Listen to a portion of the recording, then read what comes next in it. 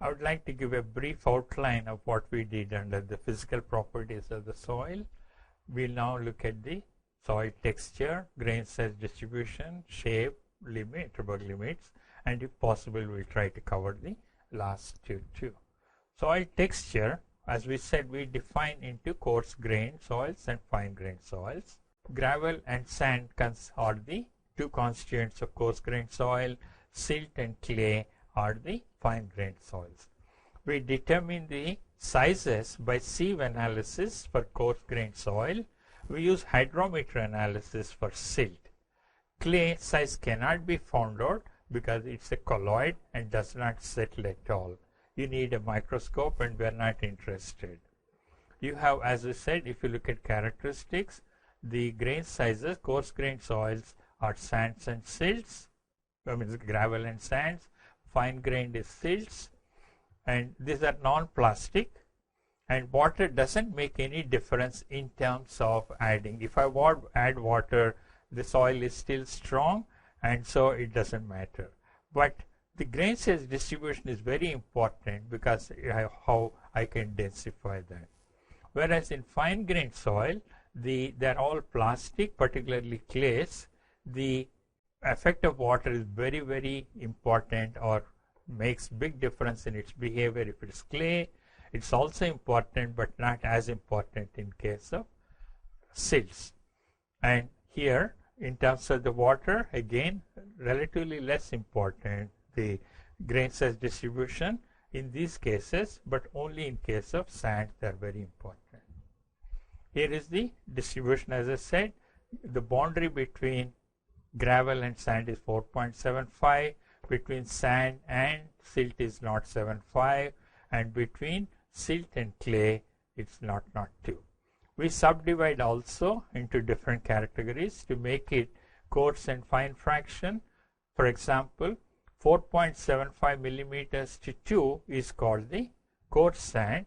From 2 millimeters to 0.425 millimeters is called medium sand, or in some other classification, British for example, 0.6 and 0.2 and 0.6. So you can subdivide and say that I have certain coarse sand fraction, medium sand, fine sand fraction. This is how we can subdivide the whole range. This is American Society of Testing Materials, British Standard, and we are somewhere in the unified classification system we follow in India. Then if you look at the gravel size, they are all bigger than 4.75 millimeters. They are of equidimensional, that means not identical but the same, similar order of magnitude. Particles in the silt fraction, they are all less than 75 microns, which is not 75 millimeters. You cannot see them, whereas sands and gravels can be seen with the eye. The shape can be equidimensional, as they call spherical or cubical, and you can say under general granular material.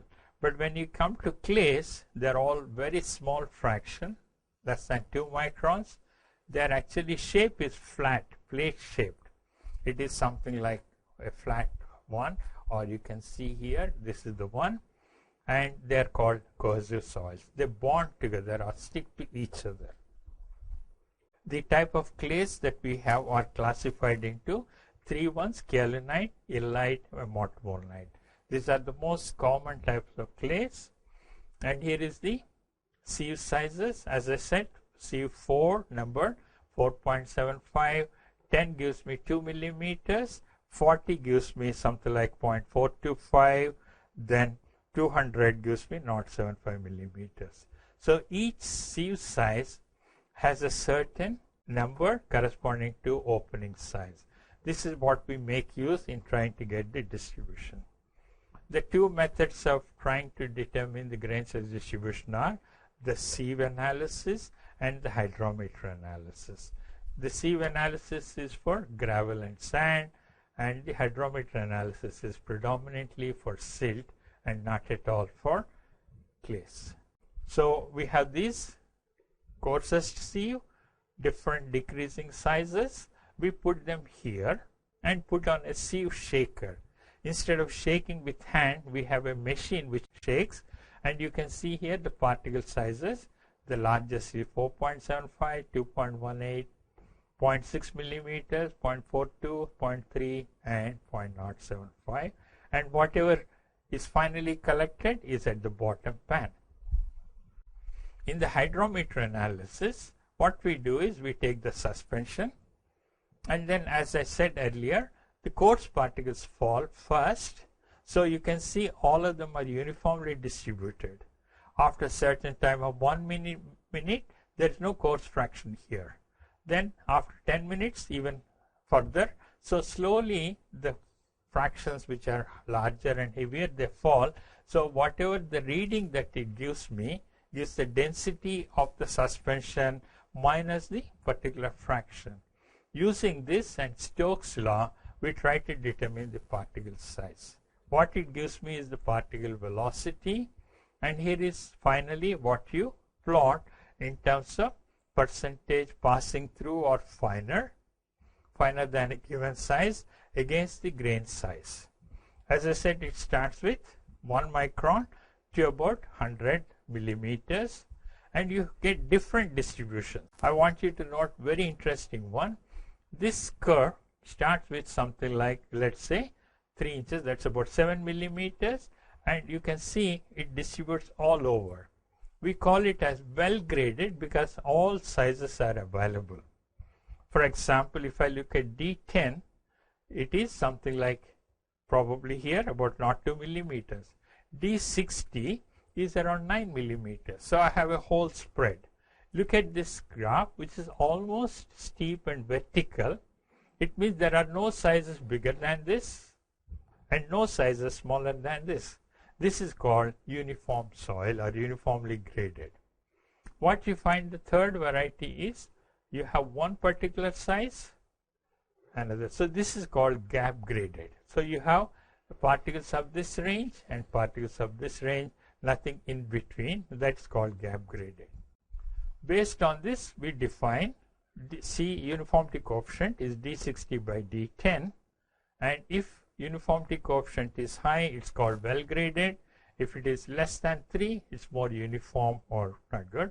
Similarly, coefficient of curvature is defined as D30 square by D10 into D60, and this is another way we can define well graded soils and poorly graded soil.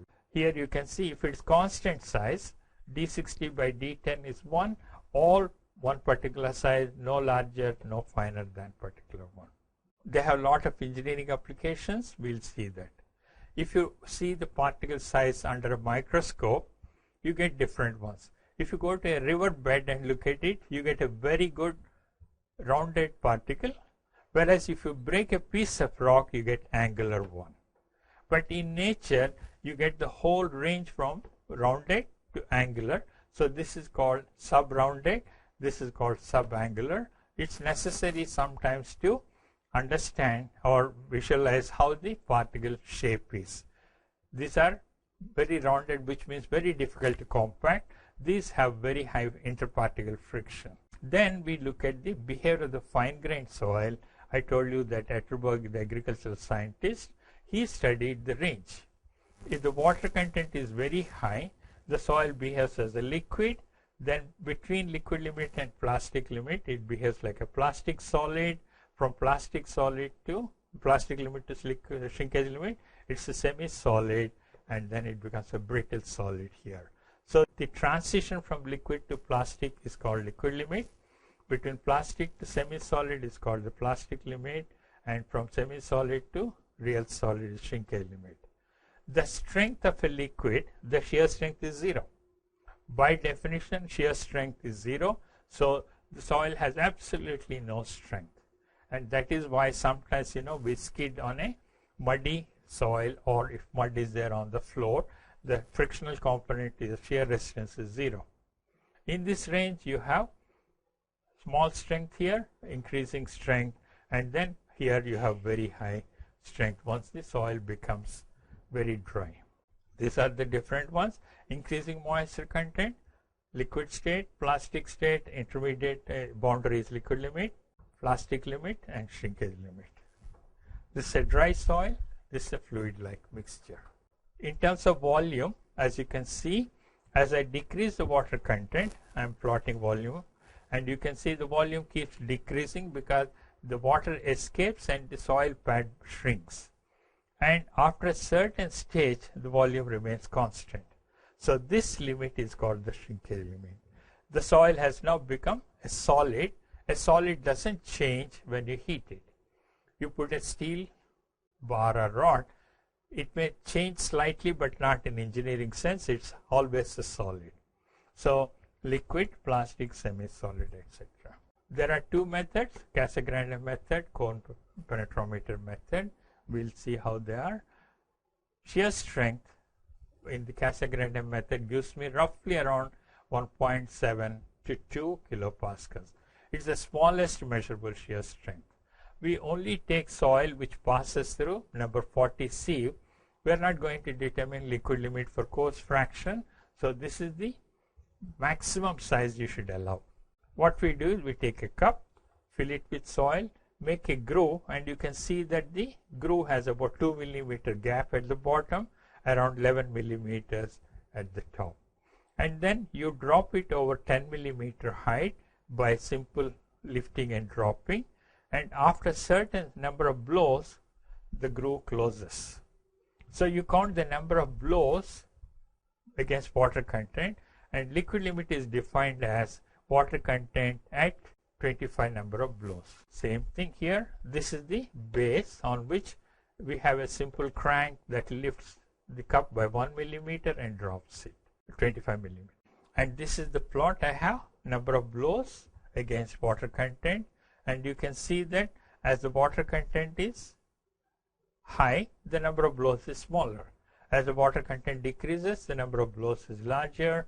So I can plot this, fit a straight line, and then say 25 blows, what is the water content? That gives me the liquid limit. If you take the slope of this, is called the flow curve. Flow index is the slope W1 minus W2 Ne2 by log N2 by N1. So this gives me the rate at which the strength increases or decreases for the soil.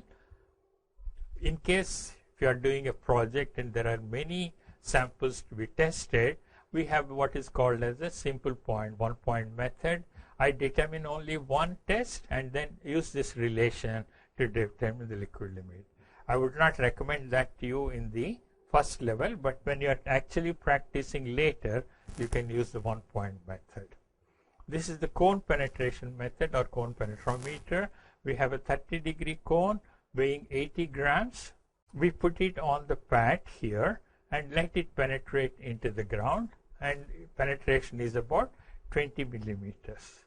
And we say again at different water contents, I find out the penetration.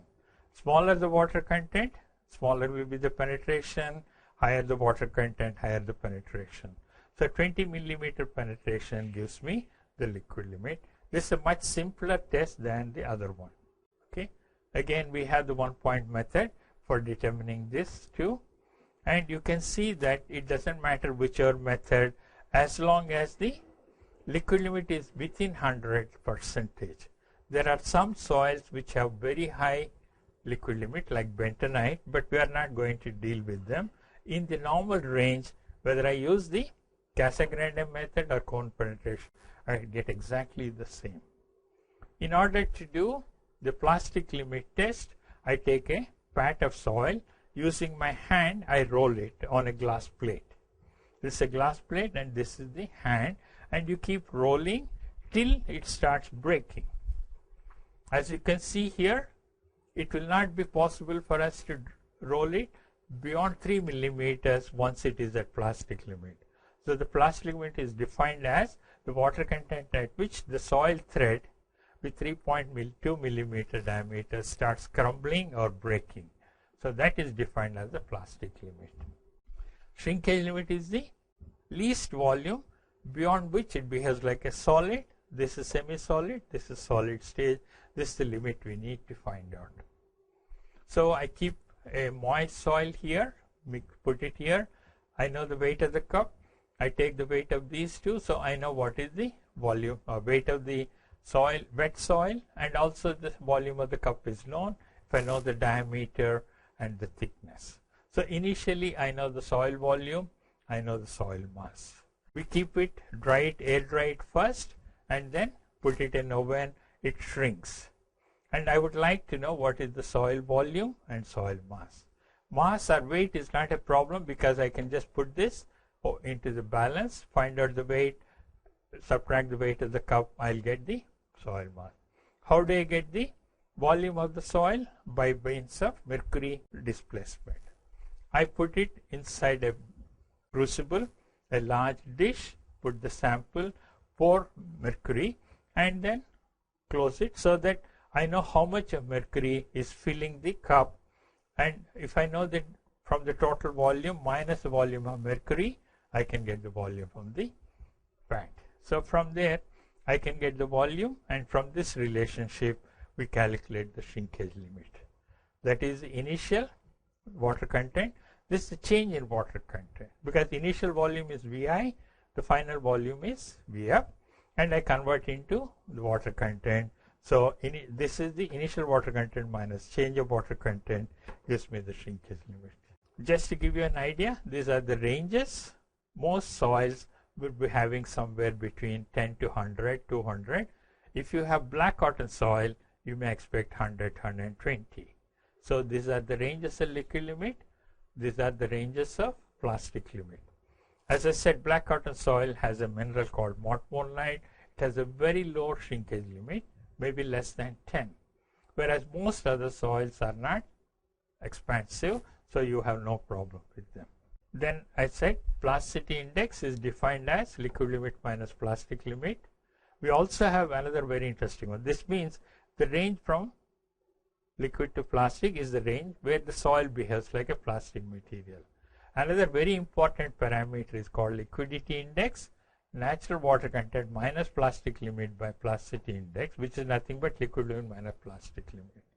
It is the water content in nature, and if it is more than 1, it's highly fluid kind of a thing.